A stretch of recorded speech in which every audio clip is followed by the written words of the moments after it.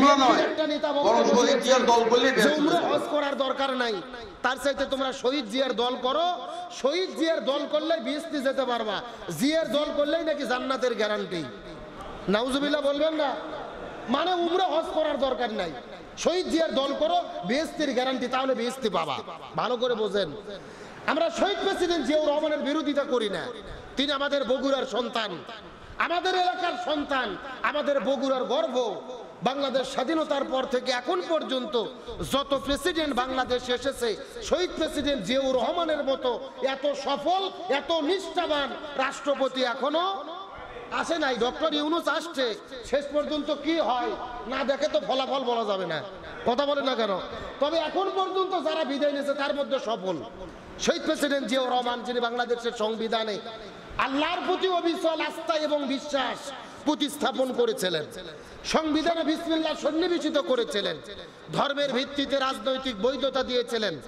দেশ স্বাধীন হওয়ার পর থেকে বঙ্গবন্ধু মরার আগ পর্যন্ত এই দেশে ধর্মভিত্তিক রাজনীতি চলতো না, আল্লাহর নামের তাকবীর দেওয়া যেত না। কিন্তু শহীদ প্রেসিডেন্ট জিয়াউর রহমান আসার পরে ধর্মভিত্তিক রাজনীতির বৈধতা দিয়েছে, তাকবীর দেওয়ার স্বাধীনতা দিয়েছে। আর আজকে লক্ষ লক্ষ মানুষ হজ করতে যায়, আরাফার ময়দানে নিম গাছের বাগান বানাই দিয়েছে কে? আমাদের বাংলাদেশের শহীদ প্রেসিডেন্ট জিয়াউর রহমান। ইসলামের জন্য তিনি কাজ করেছে, মুসলমানের জন্য কাজ করেছে। আমরা দোয়া করি আল্লাহ তাআলা তার কবরকে জান্নাতের টুকরা বানিয়ে দিক, বলেন আমিন। আল্লাহ তাকে জান্নাত হিসেবে কবুল করুক, বলেন আমিন। তবে আমার কথা হলো, এত ভালো কাজ তিনি করেছেন, তিনি কি কখনো বলেছেন যে আমার দল করলে জান্নাতে যাওয়া যাবে? এমন কথা কি তিনি বলেছেন? কথা বলেন, বলেছেন? তাহলে জিয়া বললেন না, তারেক জিয়া বললেন না, আপনি বলতেছেন জিয়ার দল করলে জান্নাতে যাওয়া যাবে। উমরা করার প্রয়োজন নেই। নিঃসন্দেহে যারা উমরা হজের বিরুদ্ধে বক্তব্য দিয়েছে, আল্লাহর একটা ফরজ ইবাদতের বিরুদ্ধে মন গড়া বক্তব্য দিয়েছে, একে তওবা করে আবারও কালেমা পড়ে মুসলমান হতে হবে। এটা যেন তোর ইবাদত নয়। রাসূল বলেছেন হজ উমরা যারা করলেন, হজ করতে গিয়ে আরাফার ময়দানে যারা গেল, আল্লাহ অতীত জীবনের গুনাহগুলোকে মাফ করে দেবে। যেই কাবা ঘরে 1 রাকাত নামাজ পড়লে লক্ষ রাকাতের সওয়াব, মসজিদুন নববীতে 1 রাকাত নামাজ পড়লে 50,000 রাকাতের সওয়াব। সুতরাং আল্লাহর ফরজ বিধান হজ উমরার বিরুদ্ধে যারা কথা বলে, এরা কখনো প্রকৃত মুসলমান হতে পারে না। আল্লাহর কোরআন বলেছেন দল হলো দুইটা, হিজবুল্লাহ, হিজবুশ শয়তান। একটা আল্লাহর দল, একটা শয়তানের দল। আল্লাহর দল কারা? আল্লাহ এবং রসুলের পথে যারা দল পরিচালনা করে, আল্লাহ রসুলের আদর্শরা যারা জমিনে বাস্তবায়ন করতে চায়, এরা হলো আল্লাহর দলের লোক। আর জমিনের ভেতরে মানব রচিত তন্ত্রমন্ত্র যারা কায়েম করতে চায়, এরা হলো শয়তানের দলের লোক। কথা বলেন না কেন? এখন আপনি মানব রচিত রাজনীতি করবেন আর দল করলে জান্নাতের গ্যারান্টি, এটা বলার সাহস আপনাকে কে দিল? বিএনপির বড় নেতা তারেক জিয়াকে বলতে চাই, এই সমস্ত নেতা খেতাদের গলা ধাক্কা দিয়ে বের করে দেন। এরা যদি থাকে দলের 12টা বাজায় ছাড়বে। তাহলে বলতে চাচ্ছিলাম হজ এবং উমরার গুরুত্ব মর্যাদা কে দিয়েছে? আরো ধরে বলেন, একটা হাজির কত সম্মান, একটা হাজির কত মর্যাদা, কাবা ঘরের মেহমানের কত সম্মান। আল্লাহ তাআলা বলেছেন যারা কাবা ঘরে হজ করতে আসে এরা কাবার মেহমান নয়, এরা স্বয়ং আমি আল্লাহ আমার মেহমান। আর একটু জোরে বলেন। আমি তো জানি না পাবো কি পাবো না, আল্লাহ তোমার দেওয়া সেরা জান্নাত। আমি তো জানি না পাবো কি পাবো না, আল্লাহ তোমার দেওয়া।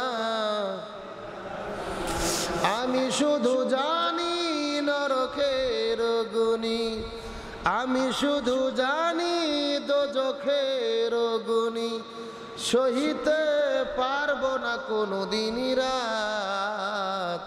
আমি তো জানি না পাবো কি পাবো না, আল্লাহ তোমার দেওয়া সেরা জান্নাত। সবাই আমি তো জানি না পাবো কি পাবো না, আল্লাহ তোমার দেওয়া সেরা জান্নাত। বিশ্বনবী করিম সাল্লাল্লাহু আলাইহি ওয়াসাল্লাম বলেন, আল্লাহ তাআলা গণনা করার জন্য, হিসাব করার জন্য আরবিতে 12টি মাস আমাদেরকে দান করেছেন। 12 মাসের মধ্যে 4 মাস হলেন সবচাইতে সম্মানিত, মুহররম, রজব, জিলকদ, জিলহজ। আর এই 4টি মাসের ভেতরে জিলহজ মাসের দাম, গুরুত্ব আল্লাহর কাছে সবচাইতে বেশি। রাসূল বলেন জিলহজ মাসের প্রথম দশকে যারা আমল করবেন, ইবাদত করবেন, বন্দেগী করবেন, এই দশকের আমলগুলো মেনে চলবেন, এই জিলহজ মাসের প্রথম দশকের আমলগুলো আল্লাহর কাছে পৃথিবীর সব চাইতে আমলের চাইতে বেশি দামি। আরো জোরে বলেন না সুবহানাল্লাহ।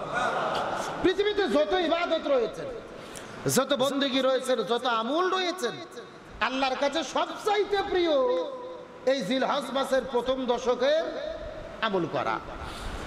সাহাবীরা জিজ্ঞেস করলেন, ইয়া রাসূলুল্লাহ, জিহাদ করার চাইতেও কি বেশি দামি? আল্লাহর কাছে জিহাদ করার চাইতেও কি বেশি প্রিয়? জিলহজ মাসের প্রথম দশকের আমলগুলো জানতে চাই। রাসূল জিজ্ঞেস করে বলেন, সাহাবীদেরকে উত্তর দিয়ে বলেন, যেই ব্যক্তিটা জিহাদ করার জন্য ঘর থেকে বের হয়েছেন, জিহাদের ময়দানে যাওয়ার পরে জীবন দিয়েছেন, সম্পদ দিয়েছেন, শাহাদাত বরণ করে বিদায় নিয়ে চলে গেছেন, যে ব্যক্তি শহীদ হয়েছে এর মর্যাদা হলো আল্লাহর কাছে সবচাইতে বেশি। কিন্তু যারা জিহাদের ময়দানে শাহাদাত বরণ করতে পারবে না, শুধুমাত্র জিহাদে গিয়েছে, জিহাদ করেছে, যুদ্ধ করেছে, ওই সমস্ত মুজাহিদদের চাইতেও, ওই জিহাদের চাইতেও এই জিলহজ মাসের প্রথম দশকের আমলের দাম আল্লাহর কাছে সবচাইতে বেশি। আরেকটু জোরে বলেন। তাহলে বোঝা গেল জিহাদে গিয়ে যারা শহীদ হবে তাদের মর্যাদা আলাদা, সর্বোচ্চ মর্যাদা তো শহীদদের। তবে শহীদ ব্যতীত যারা শুধু জিহাদ করবে, সাধারণ মুজাহিদ, তাদের চাইতেও বেশি গুরুত্বপূর্ণ এই জিলহজ মাসের 10 দিনে কি করা? ইবাদত করা, বন্দেগী করা, আমল করা। আমার প্রিয় বন্ধুগণ, মুসলমান ভাইরা, গভীর মনোযোগ।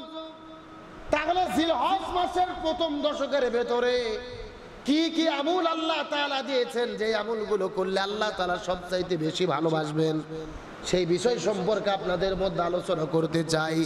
কিন্তু সর্বপ্রথম বলতে চাই, এই জিলহজ, এই যে মাসের নাম হলো জিলহজ, এই মাসের এত দাম, এত গুরুত্ব, তার পেছনে প্রধানতম কারণ হলো জিলহজ।